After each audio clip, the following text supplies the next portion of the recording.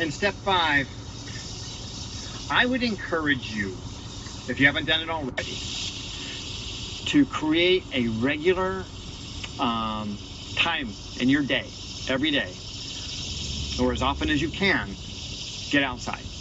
Walk in nature. Don't ride your bike, don't run, walk.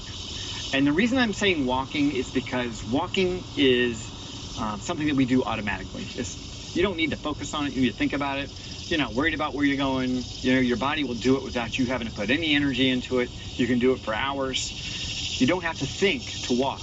You got to think to ride your bike. You got to think to run to a certain degree. Unless you're a really good runner, then you can get into that zone. So maybe if you're a really great runner and that's your thing, you can get away with that.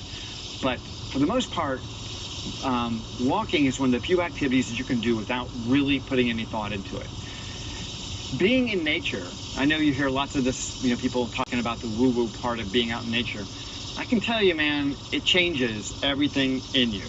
First of all, the sunshine, despite what everyone says, it's actually really good for you. It makes you feel good.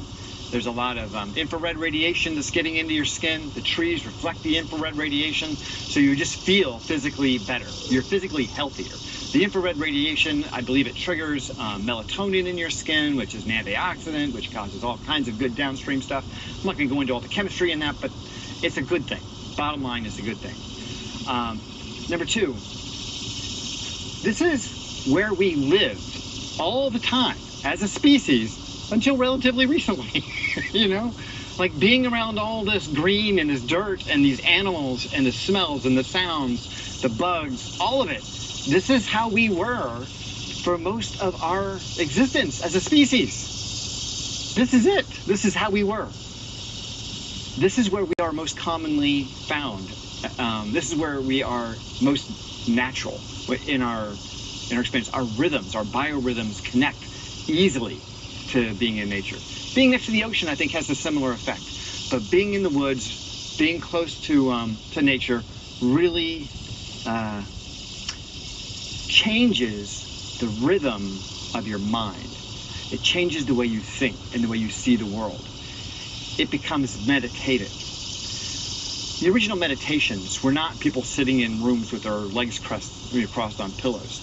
The original monks that meditated thousands of years ago, walking in the Himalayas, I can imagine, they walked. They went on walks. They would walk for hours and hours and hours in nature because that allowed them to clear their minds. It allowed them to get to a state where they could focus in on their inner peace. This is what you will find in nature. It'll allow you to deconstruct things from the past in a more methodical and rational way. It removes the anxiety that so many people these days experience.